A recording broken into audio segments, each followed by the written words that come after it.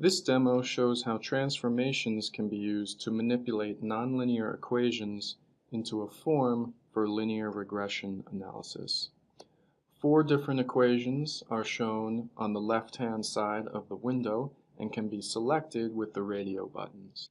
The selected nonlinear equation is plotted in the upper left plot, shown as the black dashed line.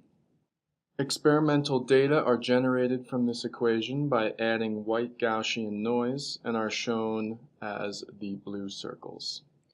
These nonlinear experimental data are fit with a linear model and shown as the green line in the top left plot. The residuals of that fitting are shown in the lower left plot and exhibit a clear trend indicating the linear approximation is violated. The nonlinear equation and experimental data are transformed accordingly and replotted in the upper right plot.